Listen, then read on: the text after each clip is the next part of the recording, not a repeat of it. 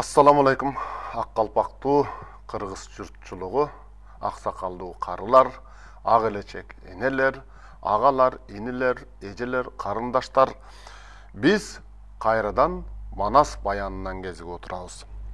Өткөн берүүлөрүбүздө Кошойдун окуяларына келип токтогонбуз. Демек, Манас Баатырдын биринчи казатынын арасындагы Кошойдун окуясы өзүнчө чоң бөлүктөн турат. Мында Жаангер Кожонун уулу Билерикти Нескара кармап кырмыска берип койгондон улам Жаангер Кожо зарлап жүрүп 7 жыл күтүп ал жерде. Андан кийин Кызыр алейхисалам түшүнө кирип, ошондон улам Кошойго барган жардам сурап. Кошой ошондон улам аттанып чыккан.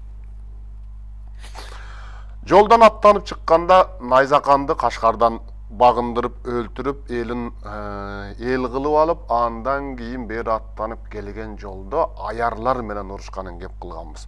Эң алгач эле Күнгөй аяр менен урушуп, аны жеңген. Дагар кыз менен урушуп, Кубангер деп бир жеринде айтылса, бир жеринде Дагар кыз деп айтылат, бир жеринде Оронгунун тай кызы десе, Оронгунун сиңдиси деп экинчи жеринде айтылат. Бир жеринде атасы Тосоң болсо, бир жеринде Мунаркан болуп калат. Мына ушундай бир аз чаташтыктар бар, бирок алар лакап аты болушу ыктымал деп белгилеп токтогонбуз. Ошол Дагар кыз Кошойго багынып берди. Багынып бергени аз келгенсип, Кошойго аял болду. Кашкардан Арукен алды, жолдон Дагар кызды алды, андан кийин жолуна салды дагы. Чабдар атты Кошо өлтүрүп сыйкырды. Жолдон сигнализациясы бар. Маймылдардан сигнализация койгон, ушундай амал кылган аяр Кемек чалды өлтүргөн. Biz ошол окуялардын баарын айтып токтогонбуз. Демек, Кырмызша Мунарканга бараткан жолдо Кошой атабыз аскерин каптатып эле кирип барбастан ушундай амал кылып атат. Эмне үчүн калың аскер менен эле каптап барган жок деген суроо өзүнөн өзү жаралышы мүмкүн. Анын бирден бир себеби Жаангер Кожонун уулу Билерик болуп атат. Эсиңиздерде болсо, дал ошондой аскер алып кол жийип келбесин деген максатта Билерикти ак үйлүү кылып, күрөөгө, керүүгө деп да каргандай айтылат, күрөөгө алып калган. Азыркы тил менен айтканда залогто калган Билерик. Кокус мусулман аскери кол жийип келе турган болсо уулуң өлөт. Ошон үчүн антип арызданбагын деп Жаангер Кожого эскерткен. Эгерде Кошой калың аскер менен каптап барса, анда ошол замат Билерикти өлтүрүп коюшу ыктымал болчу. Бирок Кошой каптап келатат деген кабар жеткен. Душман ага даярдык кылып, моундай аярларды тостурган. Кокус аярлардан кабар жете турган болсо, аскер каптап келатат деп. Анда жанагындай жолго салмак. Бирок аскер менен келбестен Кошой өзү жолго жалгыз кирип, аярларды аярлык менен жеңип отурду. Мына ошол Кемек чалды өлтүргөндөн кийин Кемек чалдын кейпин кийди. Кантип Кемек чалдын кейпине келди дегенде, биз айтып бергенбиз, ал Кемек чалдын мойнунда ошондой буту бар эле деп айтылат, нано технология өзүнчө. Ар кимдин кейпине кире алган, ар кимдин үнүн туурай алган өзүнчө бир мыкты нерсе бар эле. 70-80 түрлүү тилди билген нерсеси бар эле деп айтып өткөнбүз. Жана аны Голливудтун тасмасы менен да салыштырганбыз. Том Круз аткарган Аткарылгыс милдет деген тасмадагы мына ушундай жагдайларды сүрөттөгөн учурлар, окуялар кездешет. Кызыккандар болсо ошону көрүп койсоңор болот.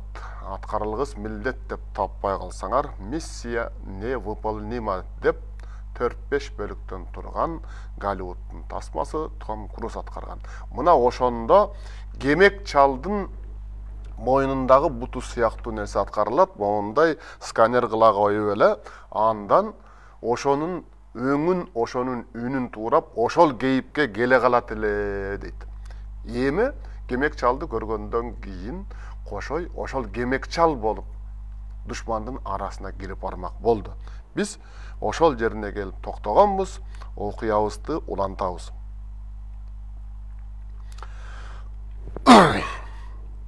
Чаар бараңын жонуна асынып, ыспан кылычын белине байланып, күрсүсүн колуна карманып, Кошой жолго кирди. Кемекчал болуп андан ары жөнөй берди. Капкага кирип барганда, кайсы капкага кирип барганда дегенде, Сермуз деген калаага кирип барды деп айтып атат. Сермуз бул Мунаркандын каласы. Сермуз деген өзүнчө падыша да болгон, Сермуз деген шаар да болгондугу жөнүндө. Кырмуз деген дагы падыша, Кырмуз деген дагы шаар болгондугу жөнүндө айтылат. Мындайды турмушубуздан көрүп атабыз. Ошол капкага кирип барганда оң жагынан күркүрөгөн 37 шерди көрдү. Сол жагында узундугу 100 кулач келген аждар умтулуп турат. Канаттары 10 кулач, тырмактары 1 кулач, көзү чөйчөктөй болгон бир куш турат. Аларга айраң таң калып, сээр экенин билип, бирок кебелбей өтүп кете берди. Жылдыз чыга калаага кирип келди. Жылдыз чыга демек, кеч менен караңгы кирери менен караңгы менен кошо калаага кирди Кошой. Кужулдаган элдин тилин түшүнбөй, мойнундагы буттун ачкычын бурап ийди, алардын тилин баары түшүнүктүү болуп калды. Ошондо бир ээрди желки сары таз дейт. Ээрди желки сары таз жалпыга жар чакырып Кошойдун келерлиги жөнүндө кабарлап атыптыр. Кошой келет, сак болгула, жат киши көрүнсө кабарлагыла, бардыгына кабар бергиле, жат кишилер менен сүйлөшпөгүлө, бейтаныш киши менен учурашпагыла, бейтаныш киши болсо бизге кабар кылгыла деп элдин арасында жар чакырып сүйлөп аткан экен. Кошой ошончо элдин көзүнчө эле ал таздын башын кыя чапты. Эл айраң таң калды. Анан бул кабарды албетте Мунарканга жеткирип барышты. Жеткирип барды эле кан дорголорго буйрук берип, кемекчалды кармагыла дагы өлүм зынданына салгыла деди. 7 дорго жетип келип, кемекчал болгон Кошойду зынданга жетелеп жөнөдү. Ошентип Кошой өзү туткунга түшүп калды. Кандайча мындай болуп калды. Эмне үчүн Кошой ээрди желки сары тазды элдин көзүнчө өлтүрүүдү мындай буткага чыгарып туруп өлтүргөн жок деген суроолор өзүнөн өзү жаралышы мүмкүн. Бирок андан кийинки окуяларды аңдаштырсак, бул учур Кошойдун бул кылган иши дааналанып калат. Кеттик анда. Зынданга алып жөнөдү Кошойду. Зындандын түбүнө 60 шаты коюлчу экен. Зындандын тереңдиги ошондой болчу. Илгерки зындандар билесиңер, жерди оюп, анан жасалган болгондо дагы жөн эле оюп эле койбостон, кайра башка жагынан казып чыгып кетпесин деп, анын бардыгын туюктап, сементтеп, азыркы тил менен айтканда, таш төшөп, жана башкаларды жасаган. Ошондой зындандын тереңдигине 60 шаты коюлчу эле дейт. Бир шаты болжол менен 3 эле метр деп эсептесек, анда 180 метр болот тереңдиги. 4 метр деп эсептесек, дагы көбөйөт. Мына ошондой кызык жагдайлар болду. 160, 120 метр эгерде 4 метрден боло турган болсо 160 метр, 3 метрден 240 метр болот. 60 шаты боло турган болсо, ар бири 4 метрден боло турган болсо 240 метр болуп кетет. Эгер 3 метрден боло турган болсо 180 метр болот. Ошол зынданда 14 киши бар экен туткунда. Анын бири билерик болчу. Баягы кемекчал күндө келип ошол билерикти кыйнап, Навнор кычкач менен күнүнө бир мискал этин үзүп алчу экен дейт. Мискал деген өлчөм бул аябай майда өлчөм, 1 граммга дагы чыкпаган өлчөм болот. Ошентип этинен кыпчып үзүп алып турчу экен, кыйноочу экен ошентип. Кемек чалдын кейпи менен келген кошойду көргөндө билерик ошондой болот экен, баягындай болот экен, бүгүн да ошентип кыйнайт экен деп коркконунан бакырык салып ийди. Бакырык салганда кошой парсы тили менен сүйлөп, өзүнүн жайын түшүндүрдү. Коркпо балам, мен кошой абаң деди. Көрсө, кошойдун максаты ушул билерикке кезигүү экен. Билерик туткунда, кайсы шаарда экенин билип алгандан кийин билерик зынданда жатат. Билерикке жеткенче кошой экенин билип калса, билерикти өлтүрүп коюшу мүмкүн, ыктымал. Ошол ыктымалдуулуктан чочулап, кошой кандай да болсо билериктин жанына барууну көздөгөндөн улам атайын эрди желки сары тазды өлтүрүп, атайын өзү туткунга түшүп берип атат. Анан билерик менен учурашкандан кийин гана жана жетелеп келген дорголордун жолун тосуп кайра, балбанда ага 7 киши кеп бекен, туткун кылды, алардын өздөрүн туткун кылып алды. Билериктин чачы киндигине жетип, тырмагы экели болуп өсүп кетиптир. 2 эли тырмак өсүптүр. Ошондо Тырабдал менен тырмагын алды дейт. Тырмак алгычты Сагынбай атабыз Тырабдал деп түшүндүрүп берип атат. Тырмак алгыч же кусачка деп биз орусча айтып жүргөн нерсенин өзүнүн кыргызча Тырабдал деген аты бар дейт. Тырабдал менен тырмагын алып, дорголордун кийимин кийгизип, баланы сынына киргизип, купулуна толтуруп койду. Баягы чачы саксайган, тырмагы өскөн баланы сынына киргизди. Ал өзү оңбогондой сулуу жигит эле. Аны билебиз. Мурунку окуяларда айтканбыз. Дорголордун мойнуна күндө салып, баягы 14 туткун бирден мыштап отуруп, өлтүрүп кое жаздады. Дорголордун мойнуна күндө салып десе, биз күндө мойнуна урат экен деп түшүнүп калбайлы. Бүгүнкү коом, бүгүнкү заман өзгөчө, жаштарыбыз ушул сыяктуу түшүнүп алышы ыктымал. Күндө деген сөз, күнүгө деген сөз эмес, бул заттык мааниде айтылып атат. Буюм болгондо дагы кишен деген сөздү айтып атат. Кишендин түрлөрү болгон, кишен, зоолу жана күндө дейт. Мына ушундай ыкмалар болгон.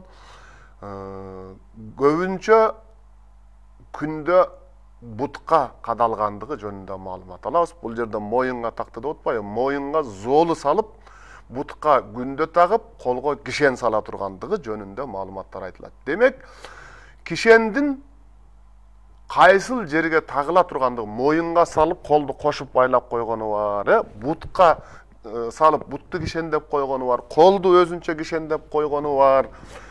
Мына ошолор жөнүндө айтылып атат. Демек, күндө деген кишендин бир түрү деп түшүнгөнүбүз туура болот. Күнүгө деп түшүнүп албайлы. Анан баягы 14-түн, туткундагы 14-түн 3-өөнү сакчы коюп, өзү кемектин кийимин таштап, желдеттердин кийимин кийип, желдет болуп алып, анан Мунаркандын капкасына барды. Мунаркандын капкасына барып, дагы эле амал менен аларды кармаш керек болуп атат. Эми шаардан чыгыш керек амал менен. Капканы такылдатканда Мунаркандын катыны кыял чыкты дейт. Мунаркандын аялы кыял чыкты деп атат. Бул ким болуп атат? Болочоктогу эмес, булар өздөрү билелек, кошой билет. Кошойдун кайненеси, өзүнүн кайненеси чыгып атат. Мунаркан кайната, кыял кайнене болуп калган. Бирок алар билбейт азырынча. Кошой кырмыш шаадан келген жөнүн айтты. Булар алы душман, ошон үчүн сыр бербей туруш керек. Болгону кызы гана эрки менен кошойго тийген. Дагар кыздын ата-энеси жөнүндө сөз болуп атат. Аларга айтпай, кийинчерээк түшүндүрүп берет. Азыр душман болгондон кийин душмандай мамиле кылып атат. Кырмыш шаадан келген жөнүн айткандан кийин самбыл тонун жамынып, Мунаркан эшикке чыкты. Эшикке чыгып, аны менен учурашканча, коомасын айтканча кекиртектен алды эле. Катуу кармаганда Мунаркандын эси болуп калыптыр. Кайнатасын муунта кармап, эсин оодарып туруп, анан кийин аны орго алып барып салып койду. Эсине келгенче ошол жерде жата турсун, уруш бүткөнчө ушул жерде тура турсун деди. Кырмыш шаанын кызматында 17 жыл жүрүп, аягында 6 жылдан бери жала менен зынданда жаткан Көйүш деген бар экен. Ал өзүнүн жайын айтып, эми Кошойдун не түрлүү иш менен келгендигин, кандай киши экендигин билгиси келди. Ошондо Кошой түпкү атам Жапас, Нук, берки атам Туран, андан Каракан, андан Алашкан, анын өкүмүнө 70 улук шаар караган, андан Байгур, Байгурдан тармактап кеткенбиз. Ар жакта Кыпчак, арада Эштек, Кыргыз, Казак калмак. Түбүбүз Кыргыз уругунан бабабыз Катаган. Катагандан бери 11 атадан кийинки менин атым Кошой деп өзүнүн жөнүн түшүндүрүп, өзүнүн санжырасын санап берди. Ошондо Көйүш Кырмыш шаанын калаасы мындан кыям түштүктө арасы 2 күндүк жол деп анын багытын айтып берди. Чын-мачында Эсенкандын Магыруп 11 шаары бар деп айтты. Багыруп, Магрип, Магырып деп да бул айтыла берет. Анығында Магырып деген сөз күн батыш тарапты билдирет. Окумуштуулар түндүк батыш Африканын өлкөлөрү Марокко, Тунис жана башкалардагы Магрип деп аталат деп айтышат. Эпосто кээде шаардын энчилүү аты катары дагы кездешет. Бул жерде ошол батыш тараптагы 11 шаары бар деген сыяктуу мааниде айтылып атат. Ар бир шаарында бирден дууду дейт. Жана 11 дууду жөнүндө сөз болуп атат. Ал эми Кырмыш шаанын капкада 6 аяр чалы бар, 6 бөлмө шаары бар. Анын 3-өө оңуңда, 3-өө солуңда, күн чыгышы тарабы жетиген жылдыз жол жактагы болот эшик зор капкадан өтүп, ат менен бастырсаң түштө Дагалак шаарынын ичине киресиң. Арыгы темир ноо болгон, коргону болотко болгон, үйлөрү алтын күмүштөн, накышы ар түрлүү гөөхардан, оозу жезден, айланасы чоюндан, алтындуу капкак, кең эшиктүү 60 бакса чоң коргон дал ошол Кырмыш шаанын коргону деп баарын баяндап түшүндүрүп берди. Кырмыш шаанын өзүндө кызмат кылгандыктан, анын ийине жибине чейин, майда чүйдөсүнө чейин, булуң бурч коен жатагына чейин жакшы билгендиктен ушинтип түшүндүрүп берди. Анткени Кошой аны туткундан куткарып сообуна калып атат. Ошонун эсесин жообун бериш керек болчу. Ошол Көйүш балбандан маалымат алып, Кошой ал жерден чыкты да Мунаркан болуп куулуп, эме баягы буттун жардамы менен мурда кемек чалды көрүп кемек чал болду эле, желдеттерди көрүп желдет болду эле, эми Мунарканды көргөндөн Мунаркан болуп алып, Мунаркандын чен тонун кийип, кор башыны чакыртып зындандагыларды жакшы багууга буйрук берди. Андан кийин Көйүш балбанды кемек чал кылды, Керчолокко мингизди, жанына билерикти алып, 3-өө Дагалакты беттеп, дагы 2 күн жол жүрдү. Кырмыш шаанын өзүнүн резиденциясы бар эле, азыркы тил менен айтканда чарбак деп айтылат Манаста. Хандын өзүнүн чарбагы бар эле. Хандан башка жүрбөгөн төр жагында Кабус көлү бар. Айланасы ат жабым жерге көк шүберден ырамал чөбүн айдаган, сандугач булбул сайраган чарбагы бар эле дейт. Китепте 4 жакта Кабус көлү бар деп кеткен, бул басмадан кеткен ката деп түшүнүш керек. Анткени 4 жакта, бул бассейн жөнүндө сөз болуп атат. Демек 4 жакта эмес, 4 жагында Кабус көлү бар. Айланасы ат чабым жерге көк шүберден ырамал чөбү бар дегени, демек газондолгон деген сөз. Газон жөнүндө ырамал чөп деп айтып атат. Бассейнди Кабус деп берет. Оазис дегенден алынган деп айтып жүрүшөт илимпоздор. Сандугач булбул сайраган чарбагы бар эле. Ал жерге ай сайын 2 келип, аскерине даам берип, 2 конуп, 3-чү күндө кайтчу экен. Эми чарбактын керемети укмуш. Азыркы президенттердин резиденциясынан кем калышпаган, өзүнчө бир кереметтүү жай эле. Сандугач булбул сайраган, газонду чөбү жайнаган деп атпайбы, ошондой нерсе эле. Шымал жактан куюлган туп-тунук булак суусу бар дейт. Түндүк тараптан булак агып турат эле. Тал чынары жыш өскөн, багы бар эле. Ар түркүн мөмө бактарды өстүрүп койгон болчу. Ботсат кылып койгон болчу дейт да азыркы тил менен айтканда. Алма, өрүк, үкөк, салма кокок, анар, алмурут, алча сындуу мөмө жемиштери эзиле бышып, сабагынан үзүлүп түшүп турат. Ар чынардын башында улуу куш уялап, алып кара куш. Алардын ар жагында сандугач булбул сайрайт. Гүлдүн ар кандай түрү бар. Кошой билерик менен көйүштү ошол чарбакка кийирип салып, өзү капканы көздөй бет алды. Капканы көздөй бет алып, дарбазага жетти, капкага жетти. Капканы кайтарган 6 аярдын 3-өө ушул жерде калып, 3-өө үйлөрүнө кеткен экен, смендешкен экен да, азыркы тил менен айтканда кезектешип аткан экен. Бул жерде калгандар Кошойдун келгенин билип, кеңеш кылып кужулдап калышты. Аны капканын сыртындагы Кошой дагы угуп турду. Аңгыча баягы үйүнө кеткен 3 аяр дагы келип калды.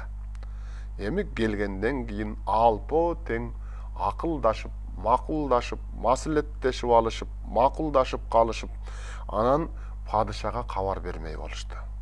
Көнүк болгон балбандан 2 жүзү ача турган капканы ачып, алгач Кошойду кийиргизип алып туруп, анан кабар берсек деп дагы ойлонушту, бирок биринчи падышага кабар береличи деп ошол чечимге келди дагы. Кабарга Мут деген аяры барды. Кабарга Мут деген аяры барып, капканын сыртына Кошой келди, падышам эмне кылалы дегенде, ой, кандай немесиңер силер, биринчи капкага киргизбейсиңерби? Кайра кайтып кетип калсам эмне болот? Капкага киргизип алып, анан шашпай кабар бербейсиңерби? Деп хан жинденди. Ошончо келген Кошой кетип калбайт эле. Беркилер Кошойдун каарынан, Кошойдун айбатынан, Кошойдун даңазасынан сүрдөп тургандыгын капарга алган жок. Кошой атайын аттанып келген. Алар капкага жетип, кайра капканы ачканча кабар берип, Кошой Жаангер кожодон алган кереметтүү бир кемери бар болчу. Ошол кемердин жардамы менен арыстан болуп, алыс жерден түйүлө секирип шаарга кирип кетти дейт. Бул кемер кандай кемер эле дегенде, анын дагы жөнүн айтып берет. Азирети Ысактан бери келаткан кемер болчу дейт. Андан Ысмайылга калып, андан Муса алып, андан Ыйсага калып, Ыйсадан Жаангер кожо алган экен. Баба Өмөр да бул кемерди белине чалган экен бир кезде. Азирет алып өткөн соң гана Жаангер кожонун колуна тийген. Баласына жөнөтөрдө Жаангер кожо ушуну Кошойго карматкан, бир кереги тиер деп дейт. Кыскасы пайгамбар сахабалар кармаган мына ушундай касиеттүү кемер бар эле дейт. Кошойдун капкага кирип кеткендигин аярлар билишти, дарбазаны ачканча кирип кеткендигин билишип, кабар бермек болуп ханга шашылыш жөнөдү. Кошой дагы жөн турбай көк кептер болуп кубулуп, аярлардан мурда жетип, хандын капкасын такылдатты. Такылдатып алып, падышам, мен Инсур деген аярыңмын деди. Мен Инсур аярыңмын, Кошойду кармап алдык, бирок Кошой аярлык менен 6 аярдын бирөө болуп куулуп алды деп кабар берип коюп, өзү көк түтүн болуп көтөрүлүп, көктө шыпка жетип көрүнбөй туруп калды. Кошойду союуга камыган кырмыз ошондо кылычын ала жүгүрүп, эшигин капкасын ача бергенде 6 аяр маңдайына келип калган. Ушул тушта келип калган болчу. Ошондо кана кимиңер Кошойсуңар? Кимиңер деп кылычын суруп жалаңдаткан боюнча турду. Аярлар акылдан танып эси кетип элейишти. Бирин-бири түшүнбөй карап, эмне болуп кеткендигин билбей турушту. Кошой, ошол Кошой кирип кетти. Ошону айтканы келбедикпи биз? Кошой капкага кирди, падышам деп кабар бергени келдик деди. Алдап атасыңар. Азыр эле Кошойду кармадык. Алтообуздун бирөөбүз Кошой деп айтпадыңарбы? Эмне падышаны алдай турган болуп калдыңарбы силер? Желдеттер деп чакырды дагы. Желдеттерге буйруп, алтоону тең карматты. Зынданга салгыла. Азырынча зынданда турсун, акылдарына келсин деди дагы. Аларга ишенбей баарын зынданга салдырып салды. Бул учурда Кошой келди деген дууду жеткендиктен түн ичинде болуп атат, ызычуу болуп атат. Капкадагы эл дуулдап, зуулдап, дүрбөп, дарбып ордого топтолуп калган болчу. Ордого топтолуп калган элди Кырмыз соротконго аракет кылды. Ал учурда көк түтүн болуп, көктө көтөрүлүп турган Кошой мор аркылуу чыгып барып, ордонун өзүнө кирди дагы, акак тиштүү, кыйган каштуу, алма моюн түймө баш, турна моюн сумбул чач Кырмыздын аялы болуп чыга келди. Аялы болуп чыга келип, Кырмызды жандап туруп калды. Ошондо Кырмызша Кошой келди деп дүрбөтүп, аярлар мени убарага салыптыр. Булар акылынан таныптыр. Акмак болушту. Акмак болбосо ушинтип айтабы, акмактыгынан улам алардын баары зынданга түштү. Мен зынданга салдыртып койдум аларды. Кошой каякта дагы, биз каяктабыз. Кошой бизге жеткенче жолдон канчалаган тоскоолдуктарды басып өтүш керек. Жер жайнаган жеркен жатат. Калдайган Кашкар бар. Найзакан башкарып турган. Бурчак деген бар. Ал баатырлардын баарынан Кошой өткөнчө бизге кантип анын кабары жетпесин. Андан бери Кашкардан өтсө Маңгут шаары Ороңгу деген ханы бар. Биз ишенген. Андан дагы өтсө Мунаркандын баласы Дагаргыз, Дагар аяр бар. Сермиске кирер жеринде Кемекчал, Кемек аяр бар. 72 түрлүү тил билген Кемек аярдай адам бул дүйнөгө келелек. Аны ким жеңет, ким өлтүрөт? Ошонун баарын алып, Кошой мында келип калды деген акмакчылык эмне? Булар биротоло жинди болгон экен деп, элди сооротуп, элди таратып, өзү аялы менен жалгыз калды. Аялы болгон азыр Кошой болчу. Анан өргөсүнө кире бермек болгондо аялы болуп куулуп турган Кошой алкымдан алды Мунарканды алгандай, бирок Мунарканды муунткандай эсин оодары беле тим болбой, Мунаркан кайнатасы болчу, ошон үчүн өлтүргөн эмес аны. Муну муунткан боюнча өлтүрүп туруп, дарбазадан ары 2 таш жерге ыргытып ийди дейт. Денеси түшкөн жерге үйдөй топо үйүлүп буркурай түштү. Эми өзү Кырмызшаага айланды. Кырмызшаны көрдү дагы, Кырмызшанын кейпин кийди жанагындай сканерлеп алып. Ал эми Кырмызшанын этин карга кузгун жеп кетти. Ошентип капкалуу шаардын канын ың-жыңсыз жок кылды. Сурары жок кылып өлтүрүп койду. Бир элдин падышасын ушинтип бир баста тындым кылып койду. Ал жөнүндө башка эмес, анын аялы да билелек болчу. Анткени Кырмызша болуп алып Кошой өзү кирди ал жака. Эртеси Кырмыздын катынына айтып, Кырмызша болгон ошонун аялына айтып, курал жарактын баардыгын алдырды. Отого диңсесин сайынып, тоту куштун куйругу экининде жайылып, Кырмызша болгон Кошой сураккана үйүнө барды. Сот залына барды деп атат, азыркы тил менен айтканда. Пирим кооз колдо деп доотай чыйтайларды чакыртты. Душманга кирип алып, душмандын падышасынын кейпине кирип алып, кейпин кийип алып, анан ошолорду башкарып аткан Кошойдун кереметин, Кошойдун өнөрүн карагыла. Чыйтайларды чакыртып, анан жанагы аярлар жөнүндө ортого маселени козгоду. Мени алдаган, падышаны алдаган аярларга кандай чара колдонобуз? Кандай жаза беребиз? Деп ортого кеңеш салганда, ошондо бирөө тура калып, албетте андай мезгилде падышага кошомат кылгысы келгендер четтен чыгат, туурабы? Ошондой кошоматчылардын бирөө тура калып, аярлардын жайын бүтүндөй айтып берди. Эмне деди? Бул аярлар өлбөйт. Чапсак кан чыгат, кан чыккан жерден 100 жан чыгат. Ошентип өлбөй бизге ызычы сала берет. Булардын жандары кара чымчык. Аны кантип кармайбыз, кантип өлтүрөбүз дегенде мен билген бир амал бар. Булардын өздөрүнүн забарзындан түбүнө салып, ак тикен деген түтүнү ачуу бир отун бар. Ошону үстүнө каптатып жагып турсак, түтүндүн заарына чыдабай тумчугуп, такыр жаны чыркырап калган учурда ошол жандары, чымчык болгон жандары чыркырашып учуп келишет. Ошондо аларга жибек тор жайып кармап алалы дагы баштарын үзүп, аярларды ушинтип гана өлтүрө алабыз деп кеңешин айтты. Кырмыз болгон Кошой макул болду. Аярларды забар зынданга салып, ошол айткандай кылып ак тикен менен ыштады эле. Эт бышымдай болгондо 24 чымчык учуп келип торго түштү. Ар биринин жаны ошондо 6 аярдын жары 4 чымчыктан болчу деп айтып атат да. Алардын баарынын башын жулуп, аярларды өлтүрүп жок кылды.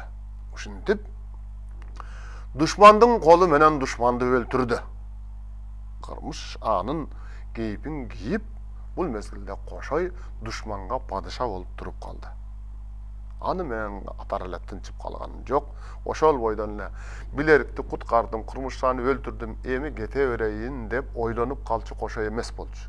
Анткени Кошой 1000 кишилик, 1000 балбандык күчү бар Кыргыздын ишенген балбаны ошончо аттангандан кийин аттанып чыккан ишинин өтөөсүнө чыкмайынча талбайт эле дагы, калбайт эле.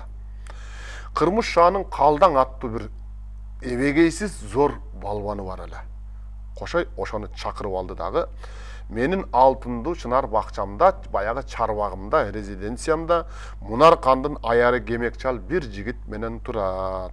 Менин аярларым өлдү. Калган жок. Эми ошол Кемекчалды жаныма чакыртып алайын дагы, кызмат кылдырайын, барып ошолорду алып кел деди дагы. Колуна кат жазып берди. Парсы тилинде кат жазып берди. Ал Калдаң аны окуй албайт, бирок катта өзүн өлүмгө жумшаган жазуу бар эле. Эмне деп жазды эле дегенде, балам, билерик, ушул балбанды урматтап күтүп алгыла.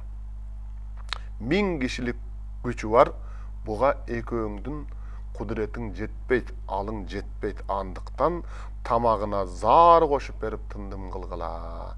Анан бирөөң мага келгиле деп жөнөткөн болчу. Өзү жөнүндө, өзүнүн өлүмү жөнүндө каттын жазылганын билбеген Калдаң кантип билмек, шекшибейт дагы, анткени өзүнүн падышасы болуп турат Кырмышша. Ошол себептен улам дагы эч нерседен капары жок, Шашкеде жетип барды Калдаң. Шашкеде жетип барган Калдаңды аттан түшүрүп, колундагы каттан ишин жөнүн билгенден кийин билерик 6 мыскал заар кошуп, чаңкоңду бас деп чай берди. Аны ичип, Калдаң балбандын боору езилип өлдү. Денесин 8 бөлүп, карга кушка жем кылып сүйрөтүп салды.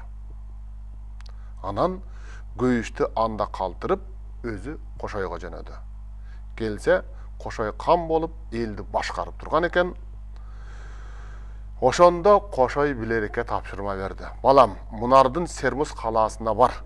Сени менен ордо жаткан балбандардын 3-өө зынданды кайтарып атат. Калган 10 кишини кош чалып, Кашкарды көздөй чык. Кесенделүү Токойдон сактанып өткүлө. 8 күн жол жүрсөңөр Дагар кызга жетесиңер. Анын акылын угуп, ары жол жүрсөңөр 6 күндө Маңгут шаарына барасыңар. Аярлары жок, ал жерден дагы аман эсен өтүп кетесиңер, кабатыр болбогула. Андан ары 2 күн жол жүрсөңөр 6 шаар баштыгы Кашкарга кирип барасыңар. Андагы 60 000 аскерди Жаангер башкарып атат, сенин атаң Жаангер башкарып атат. Кошой Кырмыстын 12 шаарын алды деп кабар айтып, Кыпчак, Кыргыз, Катаган, Казак, Найман, Шанкай, Татар, Каңгы, Тайып, Түрк уулун түк койбой, барар замат колду бери баштап чыккыла деди дагы. Кат жазып, мөөр басып, Карасур качыр мингизип, баланы жолго киргизип кала берди. Ошентип, билерик атасын көздөй жолго салды. Бирок жолдо кандай окуялар болот, ал жөнүндө кийинки берүүбүздө кеп кылабыз. Амандыкта кезигели.